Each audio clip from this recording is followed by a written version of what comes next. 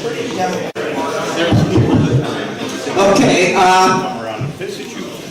just we'll get started. My name is Bob Zeelish, and on behalf of the Manistee Tea Party, we'd like to welcome everyone tonight.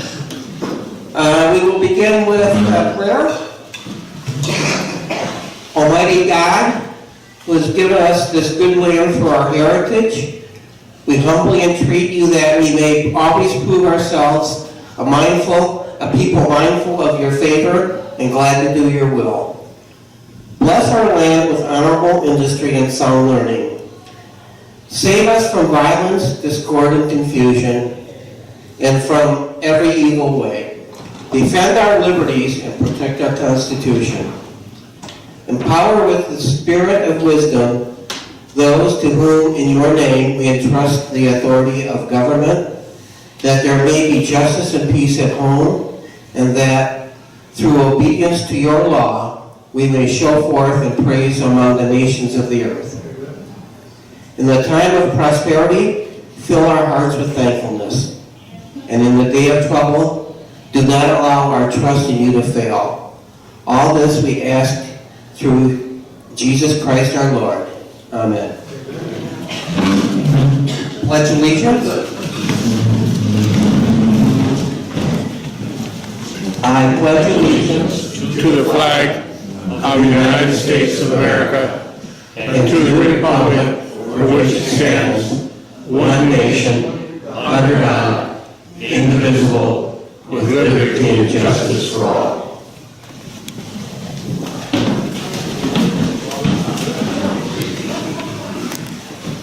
Okay, just got a couple of, or one really short announcement. Next month is our final meeting of the year for the Manistee Tea Party, and it will be on Thursday, November 15th. We're going to change the format a little bit, and we're just going to have a group discussion next month. Going to be more of just a post-election roundtable discussion for everyone. We're changing the time to 6 o'clock for those who wish to eat or not inclined for dinner. We're just all going to meet as a group at 6 and get together and have a discussion about the election and then the upcoming year.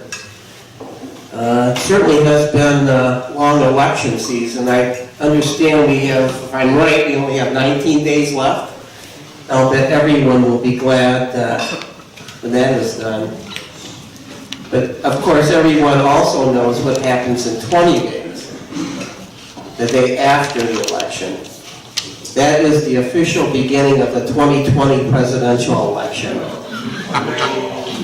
And we will go, I am sure, quickly into that with the Trump versus the 20 to 25 Democrats, I guess, that are lined up to run right now.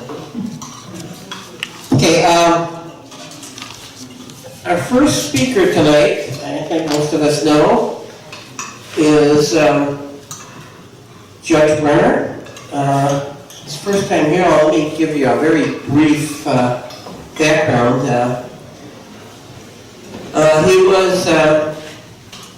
He graduated from Indiana University, the Indianapolis Law School, with a Doctor of Jurisprudence degree and a designation of cum laude. He's practiced law in Columbus. After that, in June of 1976, he came to Manistee County to practice law and make Manistee his lifelong home. He has served as an assistant prosecuting attorney for 4 years and also engaged in the general practice of law with the firm Ketchler and Runner. Got that right? Kelleher. Which was located in Manistee. And it was a broad-based general practice of law, including civil litigation, criminal defense, divorce trials, real estate work, and estate planning. In 1984, he was the organizer, founder, and attorney for the creation of a new national bank named the Benzene National Bank, which later became known as West Michigan Bank.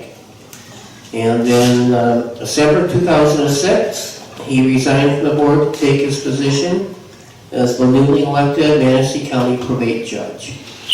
As we go along tonight, if you have any questions, if you would wait for Steve here to bring the microphone to you, so we can all hear the questions, that would be appreciated. With that, I'd like to welcome Treasurer Plummer.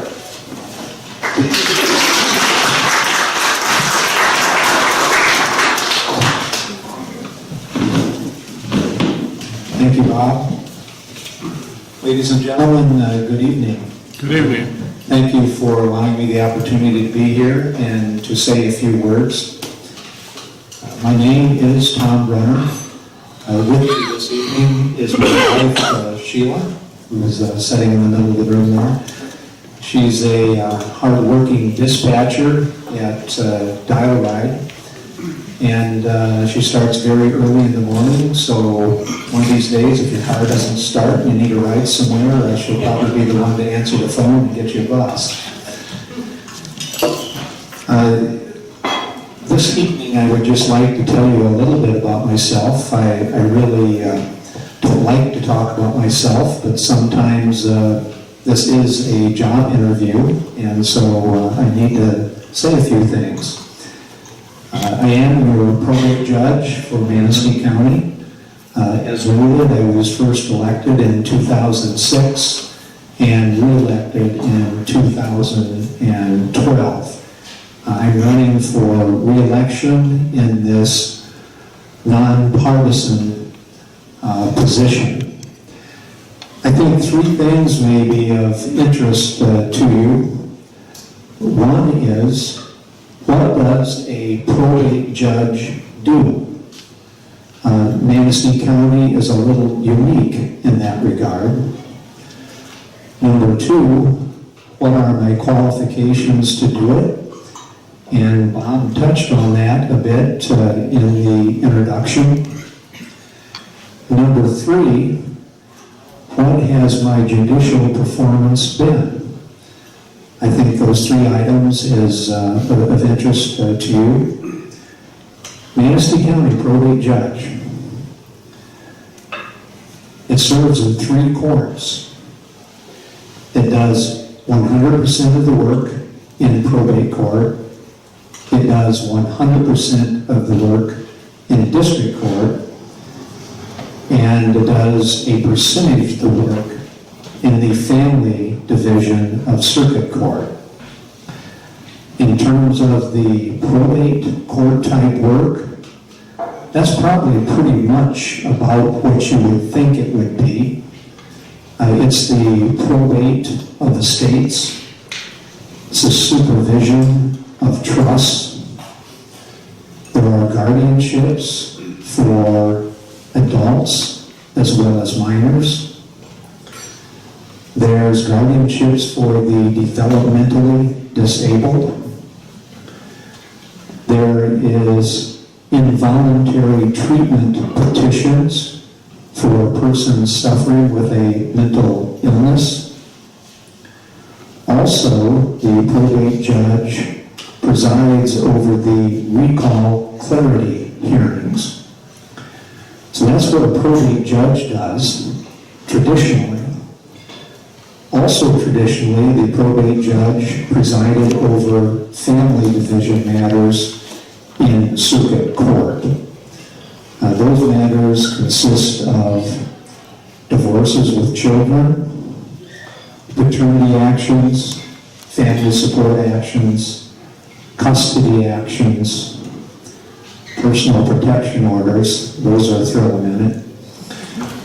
Also, there are adoptions. There is juvenile delinquency proceedings. And there's also neglect and abuse proceedings. That's the segment of the probate judge's job insofar as it applies to the family division of circuit court. As I indicated, the probate judge also does 100% of the district court. That became effective on January 1st of 2012. The state was in a pretty big need to save money and conserve, and the legislature enacted some laws that shrunk the size of the judiciary, some of which was probably not a bad idea. You can imagine in some parts of the state where you have 5 district court judges and you shrink it to 4. Okay, everybody chips in, that's not a real big deal. But it hit Manistee County a little differently. Manistee County went from 1 district court judge to 0. And this was remedied by essentially a single sentence being placed in the statutory definition of what a probate judge does. Essentially, it said, and the probate judge shall do all of district court. And the district court subject matter has to do with misdemeanors, traffic tickets, the beginning stages of felony cases consisting of the initial arraignment, the setting of bond, and the holding of a preliminary examination to see if there's sufficient probable cause to bind the defendant over to circuit court. District court also does all civil lawsuits of up to $25,000. District court does the small claims up to $6,000. District court does all of the landlord-tenant disputes, including suits for pass-through rent and also evictions. District court does land contract forfeitures. District court also does matters pertaining to zoning and tickets for junk ordinances. So that is quite a slate of activities that go on in district court. District court is kind of known as the people's court. You can tell by the subject matter in it that many folks in our society could end up in district court on one matter or another. I refer to probate court cases as really the court of the wounded. And you can tell from the subject matter between guardianships and developmentally disabled folks, mentally ill, that there's a wide range in the subject matter there compared to the information that comes out in district court matters. So that's what a probate judge does in Manistee County. You might take a look at a rural probate court, and we might look at our neighbors of Wexford County. I think the Wexford population is maybe, 32,000, give or take. And I believe Manistee is about 25,000. But in Wexford County, the district court judge over there just does district court matters. The district court does not do probate and does not do family division and circuit court. So that's what a probate judge does in Manistee County. Going on to what are my qualifications, Bob listed those rather nicely. So what's my qualifications to do this job? I really think that that's the real issue in this election for this position. What is the qualifications of the person seeking the position? For my qualifications, number one, I have done it for 12 years. From my viewpoint, being a judge for 12 years is pretty much prime time for a judge to know what he's doing and do things effectively. In addition to having done this for the last 12 years, as Bob mentioned, I had a broad-based practice of law in Manistee in the firm of Keller and Brunner that was over 3 decades. And as part of that, my first 4 years, I was assistant prosecuting attorney for Manistee County. But my qualifications far exceed being an assistant prosecuting attorney for 4 years.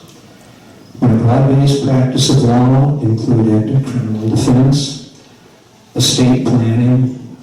I had literally drafted hundreds of estate plans and wills and trusts.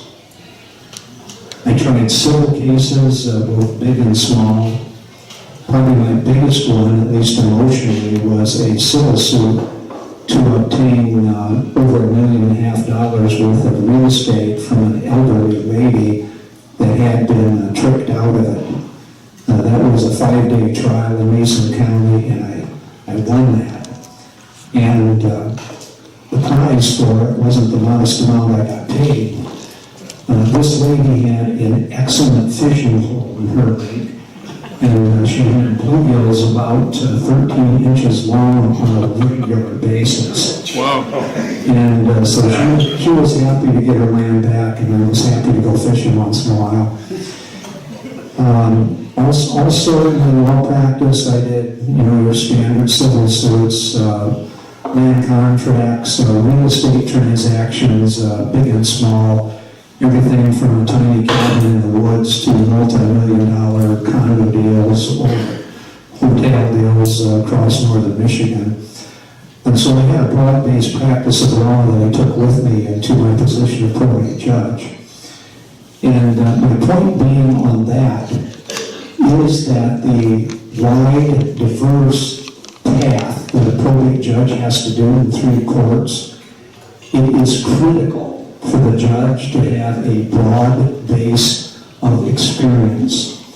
I brought into my probate judgeship when I was first elected a very broad base of practical experience, and also the side of being a prosecutor as well as a defense attorney, so I brought that with me. Thirdly, I want to just talk about briefly judicial performance, and my opponent has made comments about there being a terrible backlog in the cases and it's clogging the system. Let me explain a little bit about the time guidelines for the state of Michigan. Our Supreme Court watches us very closely, and they establish what I call gold standards, or standards that they want you to have disposition of cases within. Just a couple of those examples. One in district court is the category of misdemeanors and felonies reduced to misdemeanors. The state standard is for 85% of those cases to be disposed of within 63 days, 85%. My rate is 91% disposition within 63 days. In district court, on the civil side of things, that's in lawsuits up to $25,000, the state standard is 90% disposition within 273 days. I'm at 99% disposition within 273 days. Switching to probate a little bit, in probate estate administration, the standard for probate is to have 90% completed within 182 days. I am at 100% completed within 182 days. Another example is guardianships in probate court. The standard for completion is 75% completed within 90 days. I am at 89% completed within 90 days. So I think our state's guidelines are such that this system is not clogged by any means, and my performance has exceeded the gold standard by quite a level. Okay, so I get my stuff done relatively quickly. Am I doing it right? I think that's even a bigger question. Let's look at my appellate record for a couple of minutes.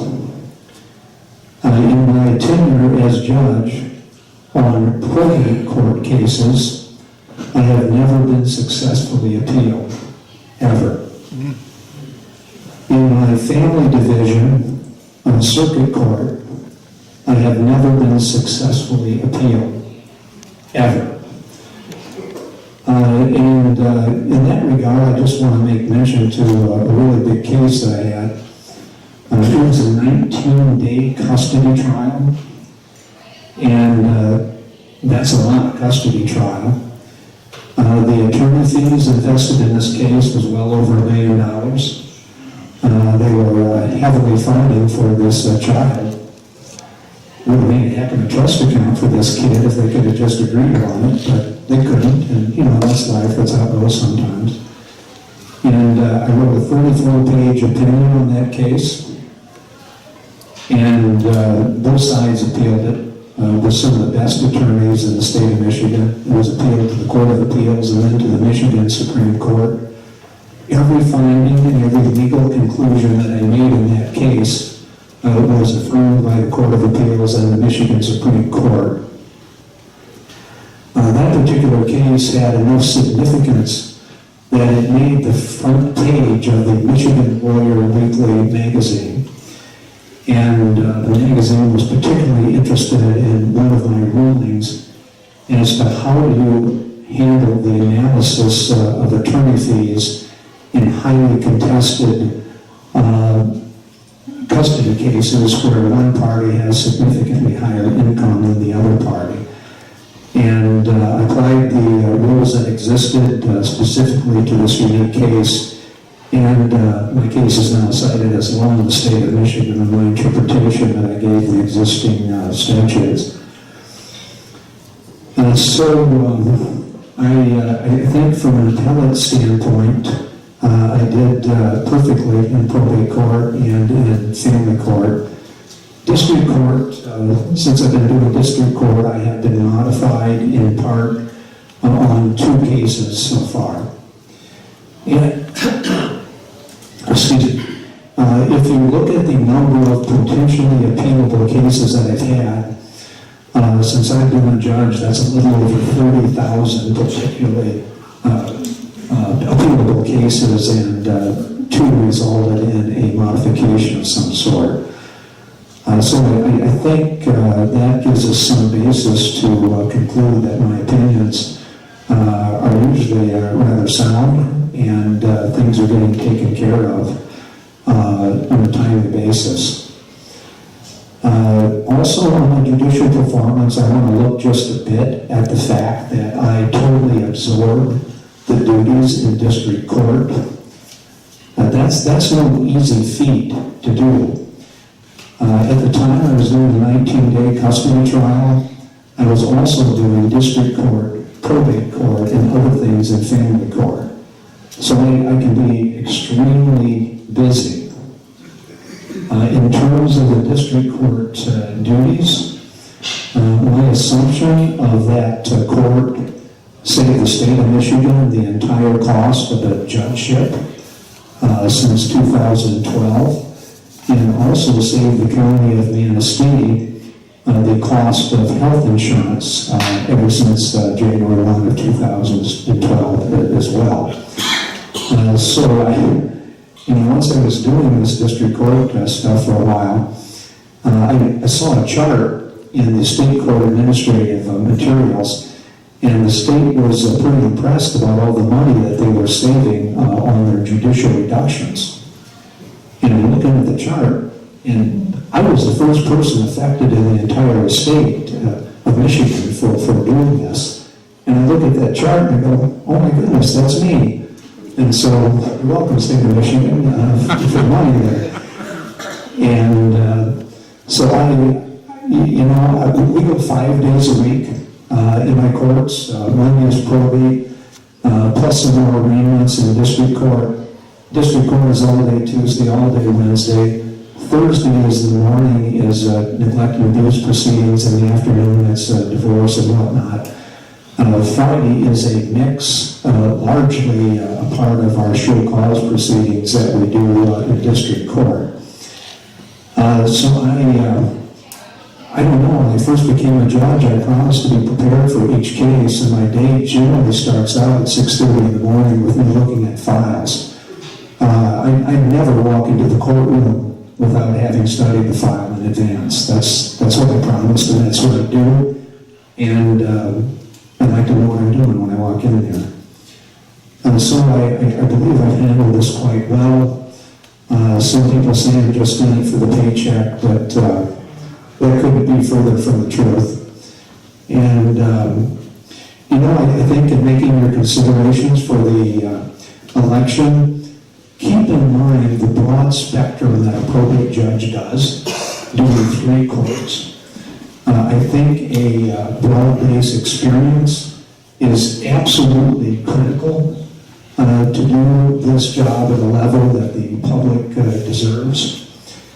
And just in closing, the first time I ran, I promised just a couple basic things.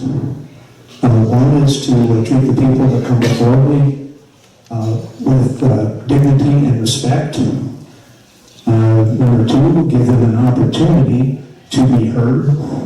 Some people criticize me for giving them too much time to be heard, but that's ludicrous. They need to know what's going on and why I'm ruling, why I'm ruling.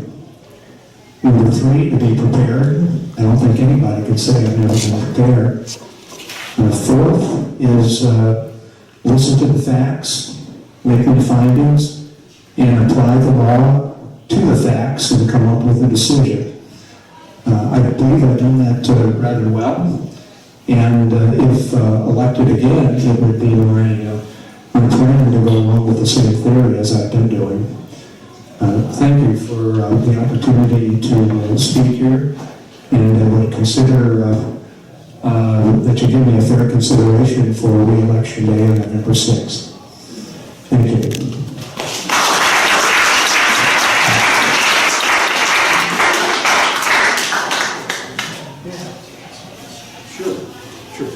I'd be happy to take a couple of questions or so if I can take a shot at it, but keep in mind I can't go prepare for it like I normally do at 6:30 in the morning. I'd be curious, how many people do you have in your office?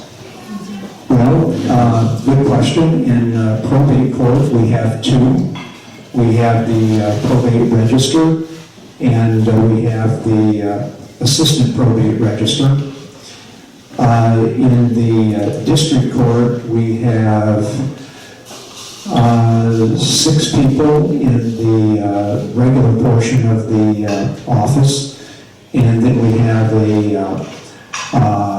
person and a half in our probation department.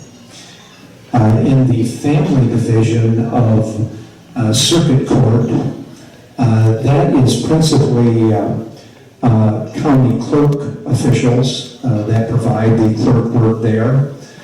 And then the friend of the court's office, of course, we have the referee and several clerks, a couple of juvenile probation officers, and a juvenile director. The family division of circuit court is pretty much run by Judge Thompson, as he is the circuit court judge, and I'm essentially just a presiding judge for my percentage of cases there.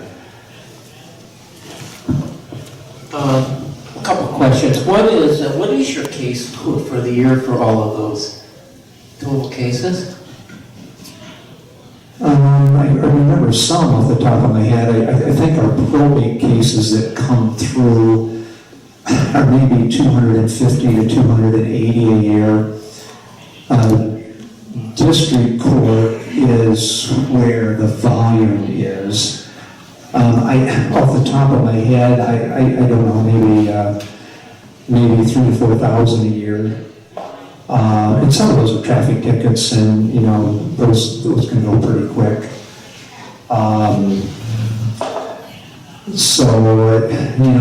The neglect and abuse and family law and divorces, that's tough to guess on that. I don't know, maybe there's 100 a year, maybe there isn't.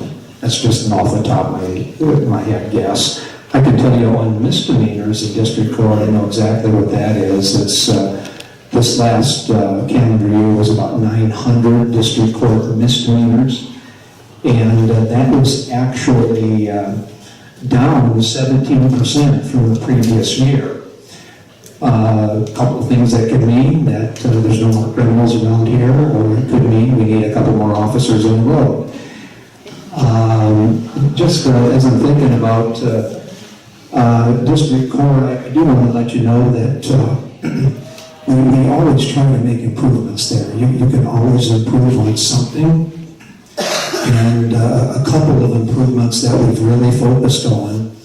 One is a show cause proceeding to get people not paying their fines and costs to pay. And we've developed a very fair procedure where on a Friday they have about 40 show causes, and people are supposed to show up, and I swear them in, they tell me what they're doing, and I ask them if they're prepared to pay this off today, and then they cringe and say no. I said, well, let's work a plan out together. And, they usually do work out a plan. And the show cause procedure that we've been doing now is probably for the last year and a half. And this fiscal year that just completed, in comparison to the fiscal year before, we collected an extra $60,000 because of the show cause procedure. And that's in the face of having 17% fewer misdemeanor cases. And so the show cause procedure was really the driving force in that. I also have to thank our county commissioners recently. October 1st of last year, they granted our request to take our probation officer up from 3 days a week to 5. And that really was something we were looking forward to. It gives us a little better effort on probation situation to make sure people are doing what they're supposed to be doing, making sure the public is a little safer. And once we got our probation officer up to full time, we submitted a request to the Supreme Court State Administrative Office for a specialty court. And we had asked for permission to do a sobriety court. And we received provisional approval from the state this spring. And following that, we submitted applications for grants. And we've just received a federal grant to help us in our sobriety court program. The term sobriety court's a little misleading. It's not really another court. Really what it is an enhanced probationary system that has more testing, more responsibility, and it has a team consisting of myself, Mr. Haig, the prosecutor, a law enforcement official, and the treatment agencies, where a team approach is given for these folks to try to get them off their substance abuse problem. And there's a big carrot. It could be alcohol, it could be drugs. But there's a big carrot in this program. If they pass it and go through the provisions, they can actually get a restricted license, because these will be second-time offenders that this program is made for. So it's an opportunity. We're looking to have our county commission sign our grant contract next week. So I would be remiss not to mention that to you, that's something that we're getting going as well.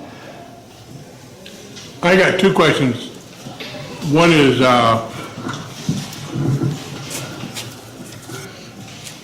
describe what plea bargaining is, and second, we're going to be voting on marijuana. What do you have to say about that? I don't touch the stuff. I don't think so. I have zero interest in touching the stuff. Good for you. What was your first question, Mike? Plea bargaining.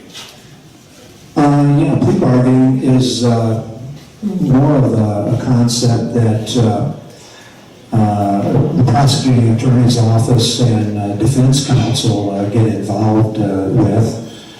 And many times they reduce the charges because they think it's a fair thing to do, or because they think they have a bad case, or because they can't try every case they ever have. So, plea bargaining is something that's gone on forever, where the parties make a deal, and that's how the case is resolved. I will say this, in terms of watching our local dollar, I enter an order in every case that indicates that for jury cases. On the day that the case is set for jury trial and the jury's going to come in, that I will not permit any reduction of the charges. If the defendant wants to walk in on trial day and plead guilty as charged, then we can't stop a defendant from pleading guilty as charged. But there's no deals that's going to happen on the day the jury comes in. These people are given up their day to come in, and we're also paying them to come in. So that's my role in the plea bargaining process. I don't permit it on the day set for a jury trial. Marijuana question. I don't know. I think that probably is going to be a pretty close vote. You guys have a good a guess on that as me. I don't know. And for my role in the judiciary, it's really kind of irrelevant for my role as a judge. I simply deal with the laws that the legislature gives us. And if marijuana possession or use is a crime, then, so be it. If it's not, then my role as a judge is it's not a crime. As I said, I have zero personal interest in marijuana. I think it's probably going to be a close election. I don't know, just as a guess here, raise your hand if you think it's going to pass and be legalized. A few? Yeah, I'm going to close vote in here even as to what our predictions are. So in the event, What effect will it have on your job as far as your caseloads? very interesting question. The initial response would be that our caseload would drop a little bit. Now that's on first thought, on first blush. There are a number of possession of marijuana cases, and it's actually incredible how many times the police officers will come up to a car on a traffic ticket, and the next thing you know, the person's confessing that they had marijuana in the car. It's just amazing as to how many confessions come that way. So yes, we have a number of marijuana cases, and our the revenue stream that comes in will be hit by that. We no longer will be collecting the fines and costs and the probationary fee and whatnot. So my first take is the caseload will drop some, but then with marijuana being legal, how will that ultimately turn out in the world of drug driving? Will that make it freer for people that use it because they can use it legally, is to go out and drive with it in their system? So maybe that will creep the cases back up on the other side. But that was my quick take on it. Judge Brunner, we've heard about the opioid epidemic. Do we have an opioid epidemic in Manistee County? I would say that in every court that I sit in, you can make a conclusion that yes, we do have a significant problem for various kinds of substance abuse, and opioids would certainly be one of them. I've seen it in the family division in circuit court for neglected abuse cases where a parent cannot take care of their kids appropriately because they're on opioids, and I see that. And so we go through the long process of placing the children with DHHS, puts the kids in foster care. The parent sometimes successfully gets treatment. Other times they fail miserably. But treatment is out there for them in the case service plan on the neglected abuse cases. I see it in probate court in terms of guardianships, where grandma comes into the court and wants a guardianship because the drugged up daughter is taken off and just left the grandkid with grandma and grandpa. And so grandma just wants to take care of the kid, so the mother has basically abandoned the child, so we do a guardianship in that situation. And in those, we really don't have much control over what the mother's doing or not doing. The case really starts on grandma just trying to get some legal authority over the child. In district court, you know, you can see opioids coming through there. How to handle it, I mean, we have our sobriety court that's just getting started. That can nip a small part of it insofar as it would be alcohol or drugs and a driving scenario. And we have substance abuse counseling to offer either within or without the sobriety court. But keep in mind, district court only deals with misdemeanors. And so if they're looking at a complete resolution of the opioid crisis in district court, that's going to be pretty tough to do when we just have misdemeanors and traffic tickets there. But yes, it's a problem, and it's going to take a big effort from the United States government, the state government, and everything in between. And it's very difficult for the people that get hooked on it, that's for sure, but some fight their way out of it. Okay, thank you very much. I'm sure you'll see all the efforts. Anybody have any additional questions?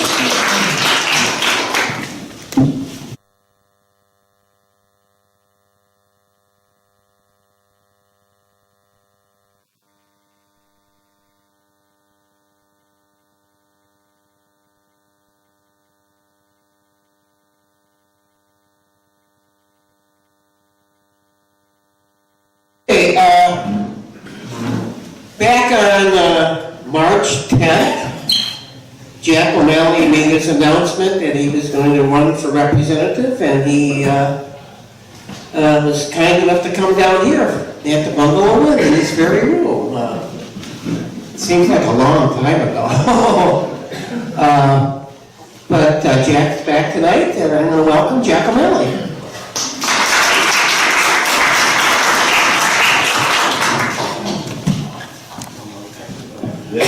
Yeah, I want to thank Bob for that too, and I do feel like come full circle.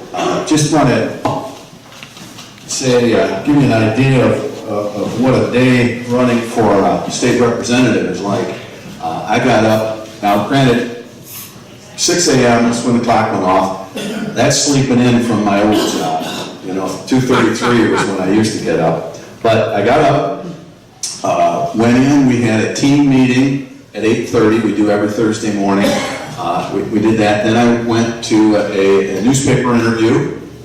Then that lasted about 40 minutes or so. And then I hustled out, got a tank of gas, and started knocking doors in Homestead Township. Then I had to be back because I wanted to attend a business after hours in Honor. And I was there, and that's why I told Bob, I said, I'll be coming in hot, but I'm going to be there so that I can speak. So then I drove from Honor to here so that I can address you fine folks. And then tomorrow morning I got to get up, and I'm at a meeting in Ludington at 9 a.m. So it's just a different day, other things. And listening to Judge Bruner speak, one of the things I think that's important is because we've passed each other on the road of knocking doors, and Sheila is with them. And one of the things I've learned for anybody who's in public service, an elected position, is their spouse is massively important. And I'm sure, Tom, you'd agree, because Sheila is there with them, putting up with all of the case study. She's there knocking doors with them. So I think that anybody who runs for office, if they have their spouse takes a lot of, I don't want to say abuse, but a lot there. So tip of the hat to Mrs. Bruner. I know she's working hard too. So yeah, it was 8 months ago that I announced, and that was kind of late in the world of politics. But since then, because I just figured it out today, I've put 21,782 miles, not including today's miles, on my Jeep, a set of brakes, a water pump, and now my transmission's leaking. So, but that's what you do. It's up and down. 4 counties, and I was thinking about it, I had a lot of time to think as I'm driving. Think about our district, the 101st. Unlike a lot of districts that are, they're contiguous, they touch each other. We have Leelanau, Benzie, Manistee, and Mason counties. There's a lot, similar, but a lot of difference between the communities. They don't necessarily share many roads, if you will. And so it's a unique district. And I'm so honored that I've been chosen to be the Republican nominee. And people ask me, well, why do you want to get into politics? And I say, it wasn't something that I thought about for years and years and years, but I chose to be on radio in broadcasting. And I jokingly but truthfully say, after 3 years of majoring in undecided, I decided to go to a trade school, Specs Howard School of Broadcasting. And that really, I think, plays into where the pendulum has swung back with the trades. I'll address that in a minute. But one of the reasons I came to, I got the job offer and I came up to Traverse City. And at the time, my wife and I were expecting our first child. I kind of thought it was going to be just a stop on the radio tour and end up somewhere else. Because radio life, especially in the early years, you're a little bit of a gypsy. So we moved here, and I realized that I worked for a great company. Ross Biederman and his family still own WTCM Radio. And they have a community radio station, which fit who I am. And then I realized what a beautiful place to live in northern Michigan, especially to raise a family, so why leave? So 34 years I've lived in this region. I've enjoyed it, I've shared it, I have followed it. And on the radio, my job is to pay attention to what's happening, to know what the people are interested in, what the people aren't happy with, and have a pulse on that. Because if I don't, then I'm not going to be a very good broadcaster. I'm not going to be a very good radio host. So I believe that I not only have learned what the people of the district and the region need and want, but I love this district. I love the people. For 34 years, the people of northern Michigan and the 101st have been loyal to me. And I thought, this is my opportunity to be loyal back. It's my opportunity to say, you know what? I need to be involved. And maybe I can use the talents and gifts that God gave me to go to Lansing and make a difference. I realize I'm only going to be one of 110, but I believe I have good communication skills. I believe I have a really good common sense part of my head, and I also have a really good BS detector, and I'm not afraid to call BS. And people, when I'm knocking doors, they'll say, oh, you're going to get down there and you're going to get eaten up. You're going to get they're going to make you follow the party line. They're going to make you. How many of you listened to me on the radio all those years? Pretty good crowd. You know me. I'm pretty much who I am. And I'm not afraid to say what I think. I'm respectful, but I'm not afraid to say what I think. I have a good reputation. I think I'm a man of integrity. At 59 years old, leaving a job that I love, wanting to represent the 101st, do you really think I'm going to go down to Lansing and get bought and be turned? The answer to that is no. Why? Because I have to come back to you and talk to you and see you. I had a lady on the door the other day. She said, I love you, but you're going to go down there and it's real. And I said, no, because I've got to come back and see you. I'm going to be in the store, or I'm going to have a coffee hour, and you're going to walk in and you're going to say, Jack, you changed. I don't want that to happen. I don't know what the future will be. People have asked me, well, after you're state legislator, what do you want to do? Right now, I'm focused on 2 years. If I get this job, then I'll worry about second term, third term. And after that, who knows? because I'm not thinking that far. I just want to be the best legislator I could be. I want to go, my idea of the 101st is, if you don't know, I'm calling it the Fighting 101. And the reason that is because I've always been kind of a team guy.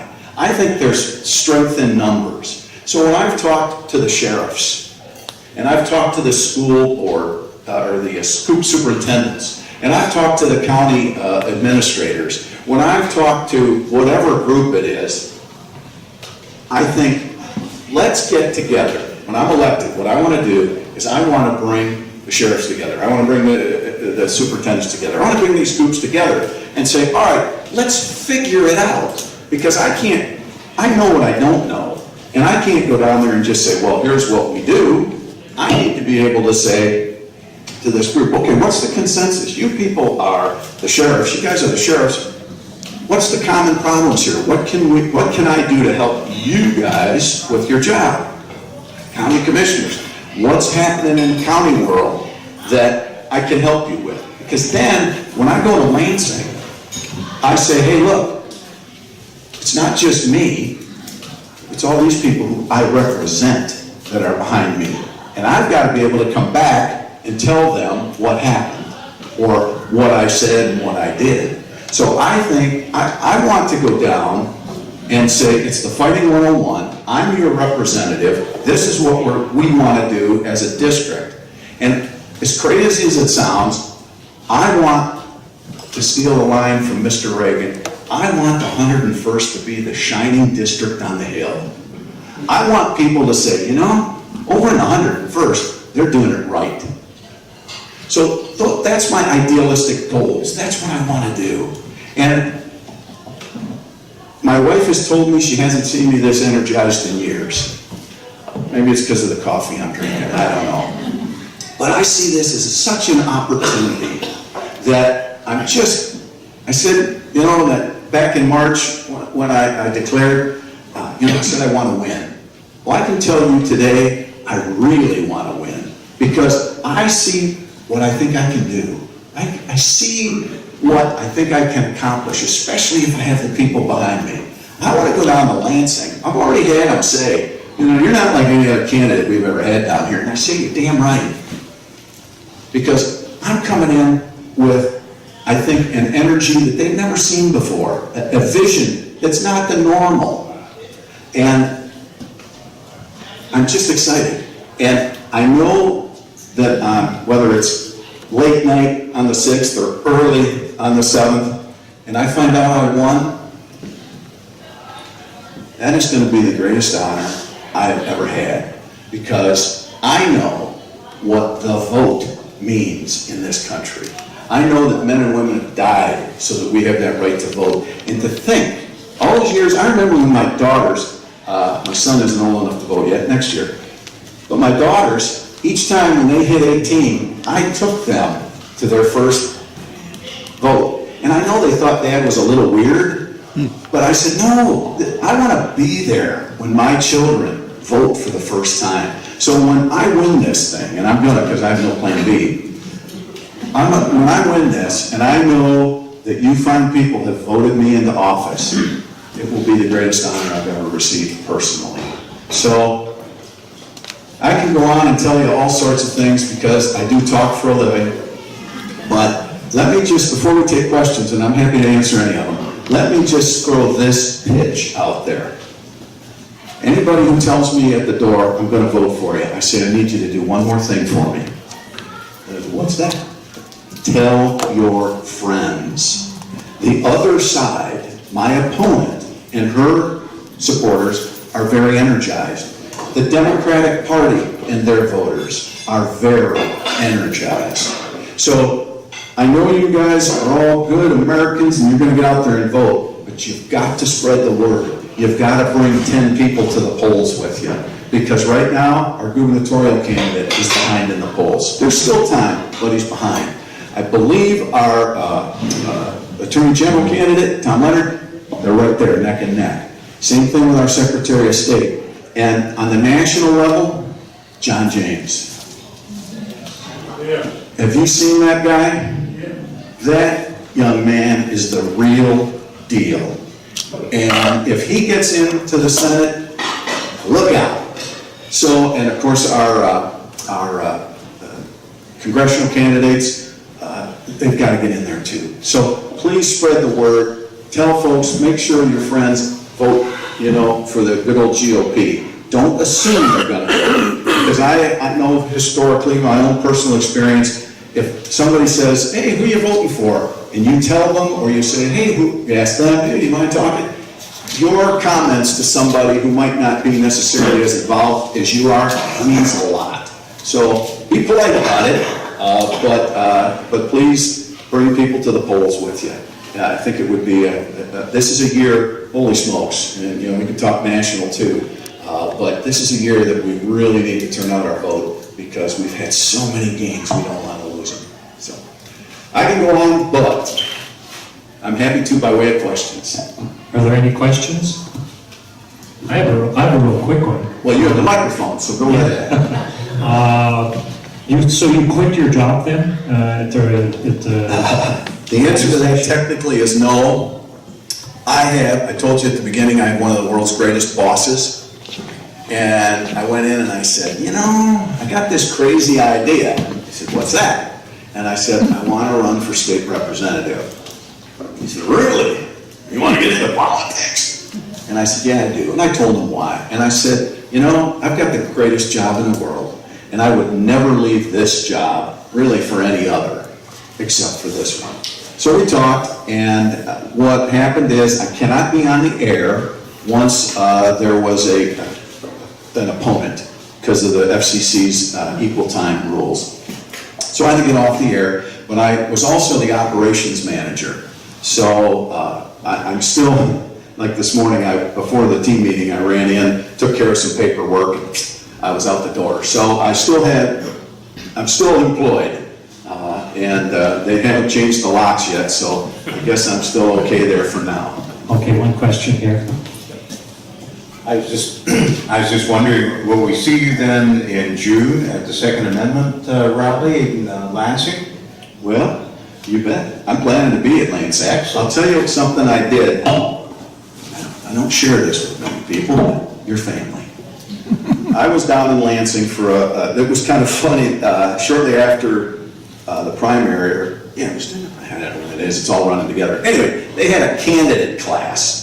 So you go down and learn how not to get arrested and end up before the judge, with campaign finance and all that stuff. Anyway, you can't see it very well here, but I snapped a picture from Kurt Vanderwall's office window of the Capitol. And I quietly just slipped it on my phone so that every time I look at my phone, which is a lot, I see that Capitol building and I say, that's where I want to be. That's my goal. I want to be able to look out that window and see that view. So you're darn right I'll be there. I went down for this meeting. It was kind of funny. My wife went with me, and she, after the meeting, we took a little tour of the Capitol, which if you've never done, you need to. It's a beautiful spot. So there's a post on my Facebook page if you want to see it. We take a picture, and I said, here are a group of people exercising their right of freedom of assembly. There were a bunch of people standing there. They were protesting. And then we got in the car to leave, and they had moved across the street, blocking traffic. So I took a picture of them, and I said, here are these same people depriving me of my freedom to leave. So, but I guess that's a common occurrence in Lansing, so I'll have to get used to it. I have another real quick question. Sure. Your opponent, Mrs. Washinka, I'm not sure how to pronounce her last name, but at the last meeting she said that corporations aren't paying their fair share. I was just wondering what your thoughts are on corporate taxes and the fairness of them. Well, first of all, if I had my way, if I were king, I'd lower everybody's taxes. I know that we have to have taxes. We have to pay our fire. We have to pay our police. We have to get the roads fixed. We have to pay our honorable judges. So I get we have to have taxes, but I think we can lower them.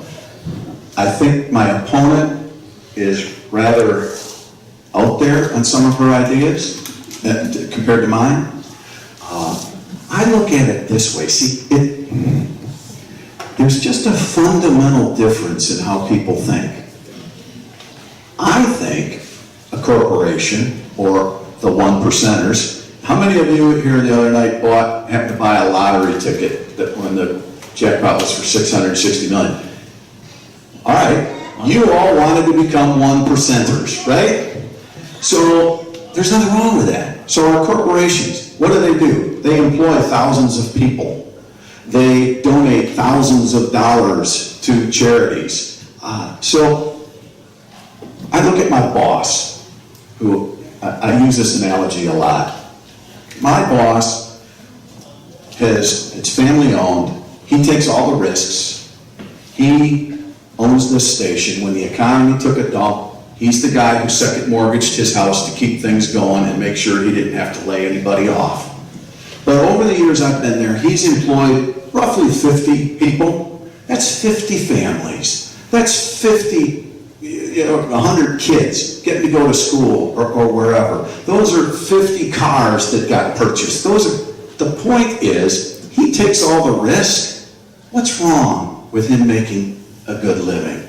So if these companies are producing good products, doing things legally, and what's wrong with profits? I'm a capitalist, and they are paying their fair share, in my opinion, and I think in a lot of people's opinions. They are also owned by the people, so. Yes, well, that's another thing, when it comes to funds and PAC money and campaigns. PACs, which my opponent does take money from, what are they? They're individuals who belong to a group. Farm Bureau, Small Business Association, let's see who else out there, funeral directors, chambers of commerce. These are people who have like thoughts, and they donate money, and then it goes to candidates of like thoughts.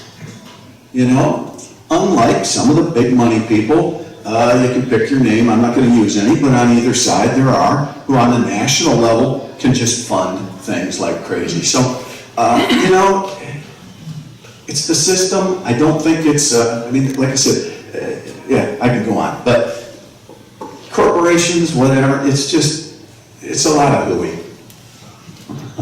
Good. That's a technical term. I think you covered it. Any more questions?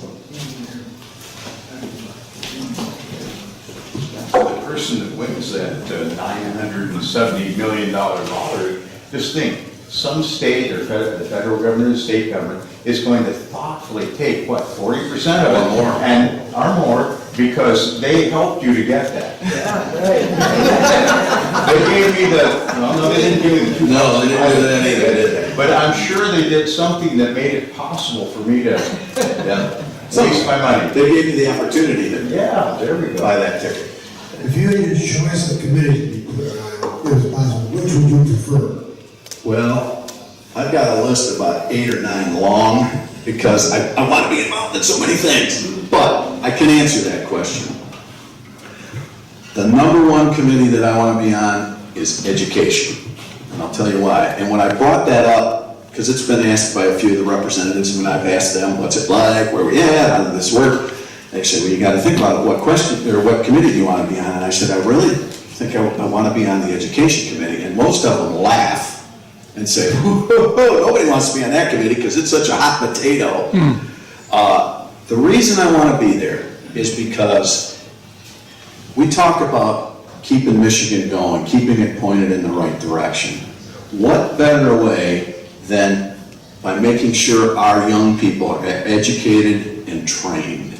And one of my goals is to get Washington, D.C., to the best of my ability, and Lansing out of decision-making when it comes to our schools. I want to see it back in the local superintendent, school board, teachers, parents. I want to see the local folks controlling where that money goes, as opposed to all of these, I call them eggheads in Lansing.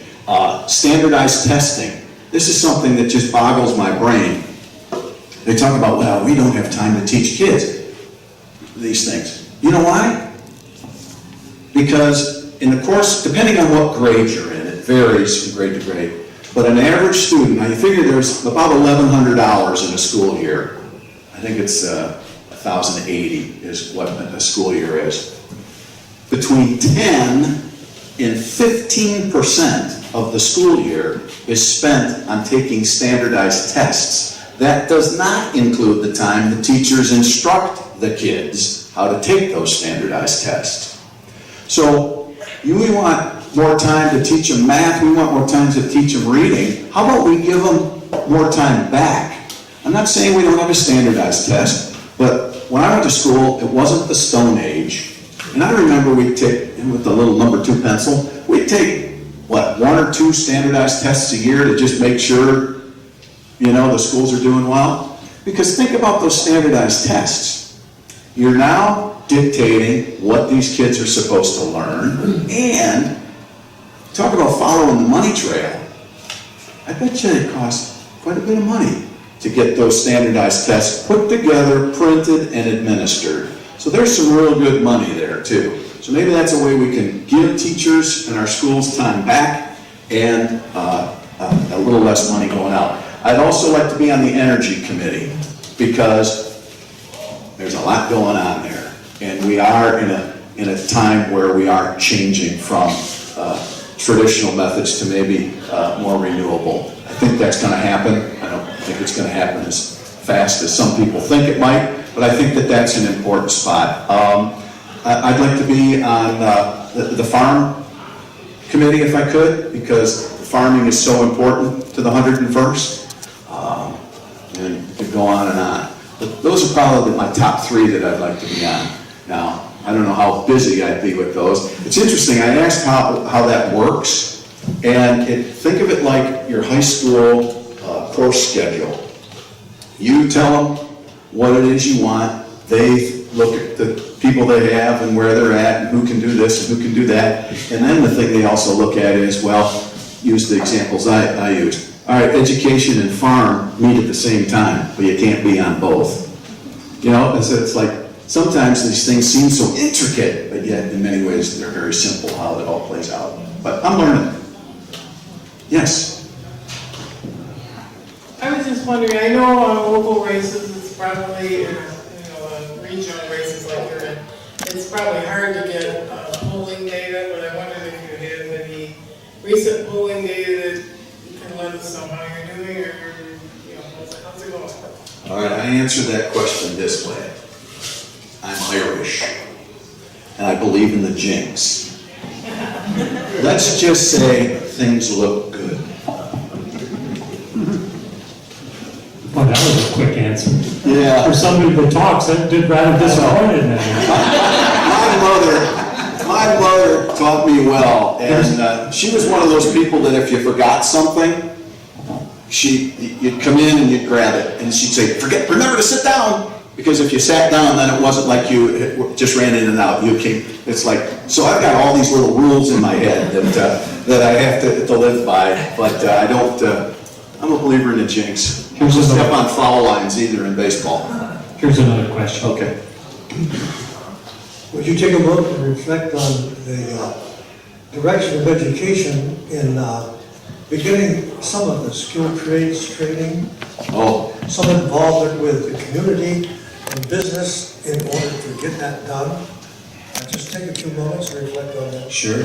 I think that that is the base of where I'm at, because as I understand it, and I remember it, and it's been explained to me, somewhere during the Granholm administration, it was decided that we needed to change our criteria to graduate.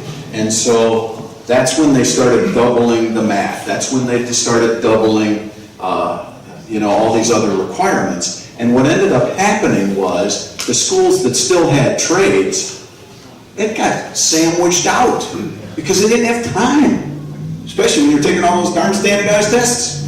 So they didn't have time. So we just became this college.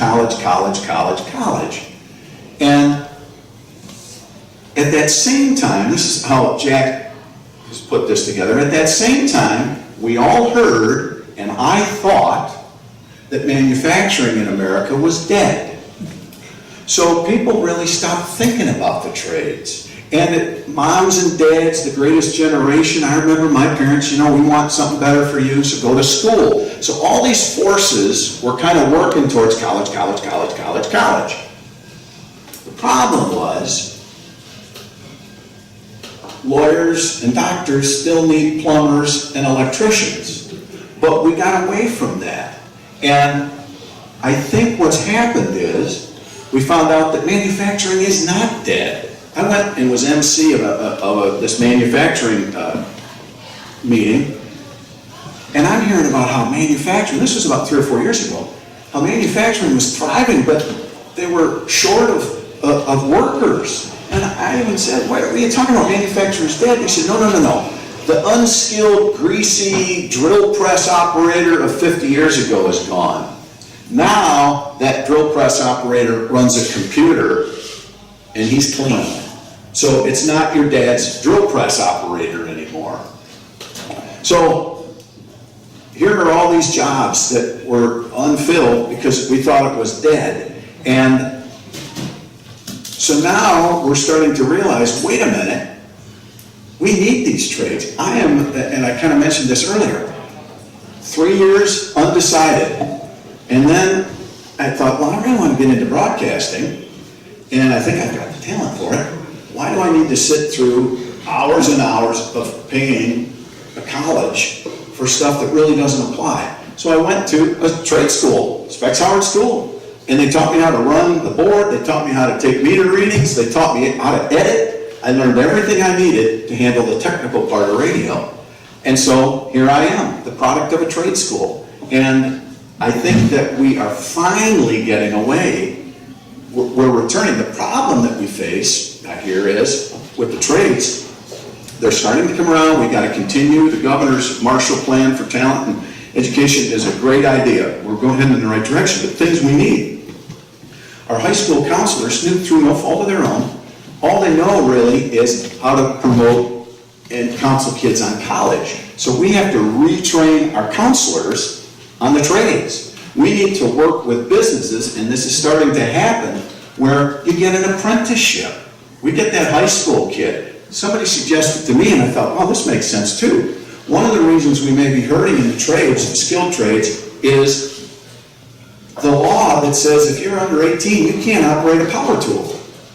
Well, 20 and 30 years ago, there were a lot of 16, 17-year-old people working on a job site running a circular saw, but today they can't. So how can they learn that trade? So those are things we need to change. We need to get businesses, and it's starting to happen, to bring these kids in. So now they're learning, they're seeing if whatever the skill is, that that's something they want to do, then can they use that to move on to the next level of whatever that trade happens to be. We just have to get back to some really logical thinking. I refer to it as a pendulum. The pendulum has swung way over here, college, college, college, college, college. We've got to get it back to the middle so that kids can have choices.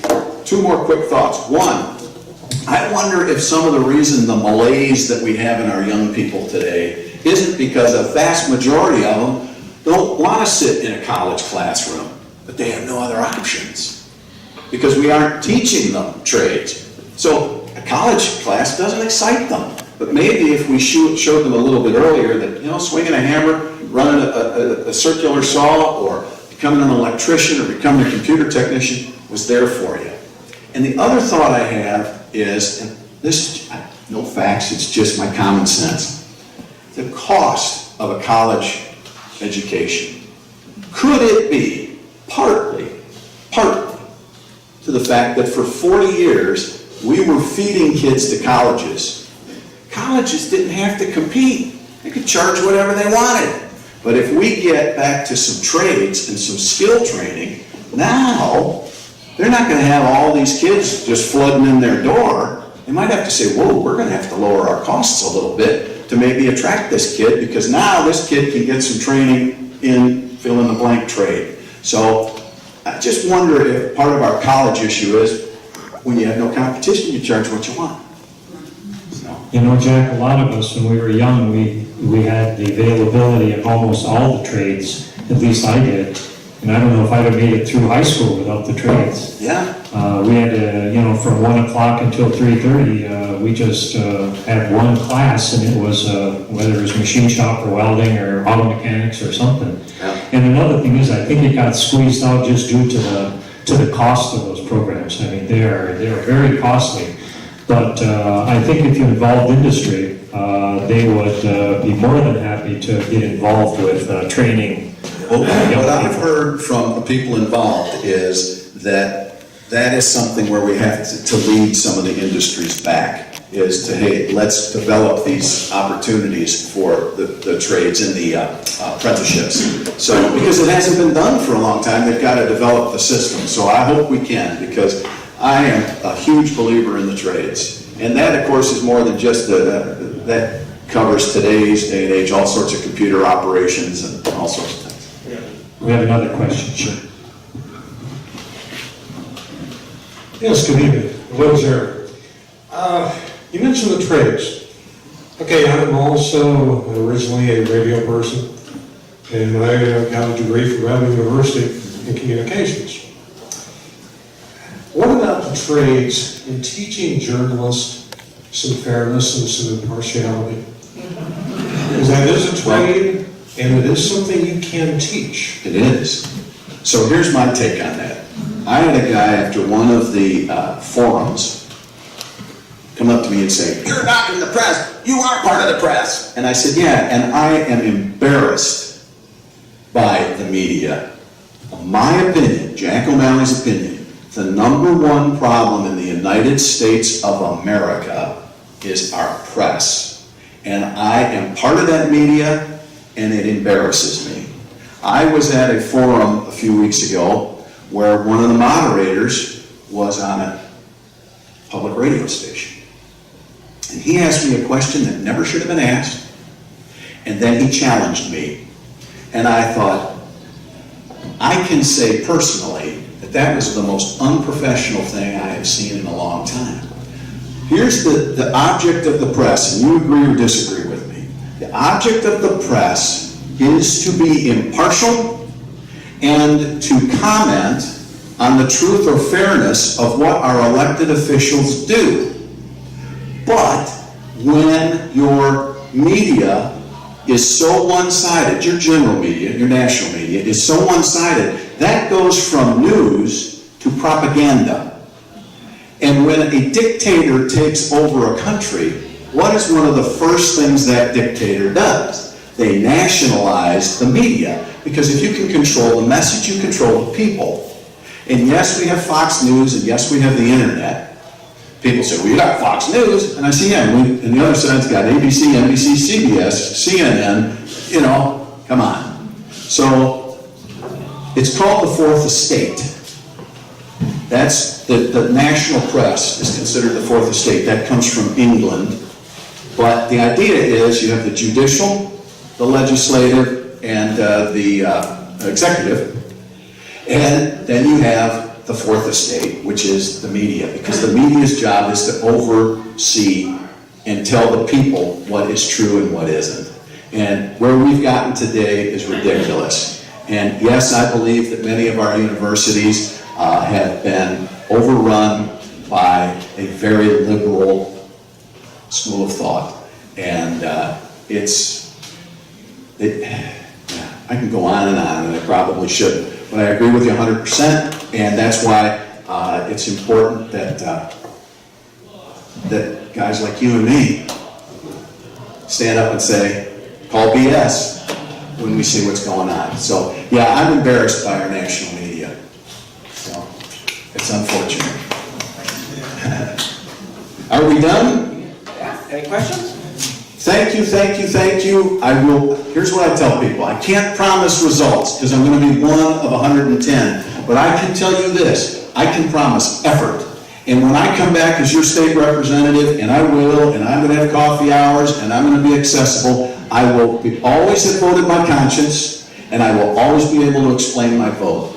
So please, please give me your vote on November 6th, and please spread the word that Jack O'Malley should be the next state representative for the Fighting 101. Thank you.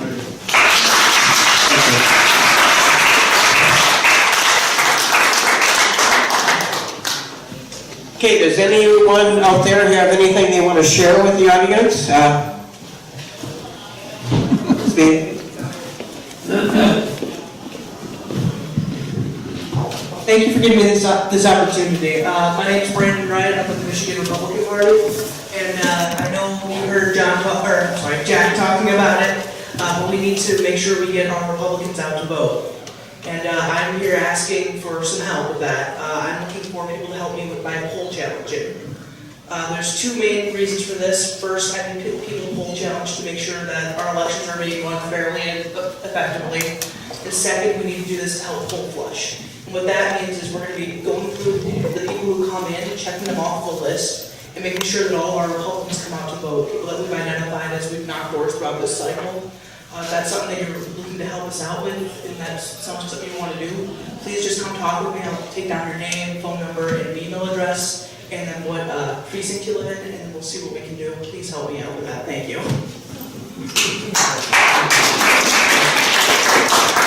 Okay, anyone else? Let me just say, I work with this young man, and we talk about our opponents, energized, and the young people they have. This is a young, conservative man who is working for the Michigan Republican Party. We need guys and gals like him. He's hardworking, and I appreciate everything he does. So if you can help him with this, I know you'd be helping the party tremendously. Oops, sorry. Okay, thank you. Just remind you, our next Tea Party meeting is on Thursday, November 15th, and it will be at 6 o'clock, and it will be our post-luncheon roundtable. And with that, I want to thank everyone for coming tonight.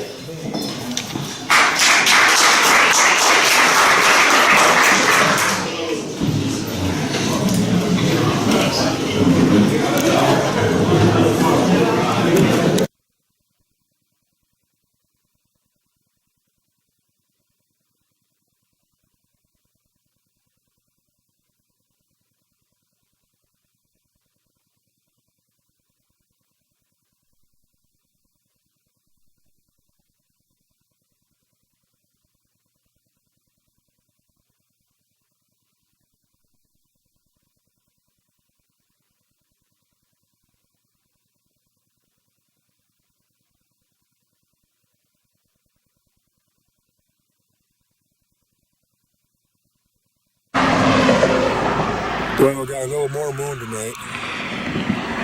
Each night we're going to get a little bit more. You can see the side view of the man on the moon there, the big event.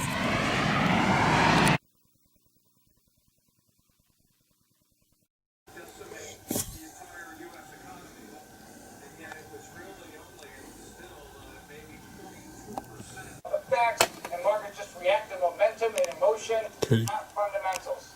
The fundamentals sound for you, Aaron? What do you think? Yeah, I agree. I think it's always the easiest.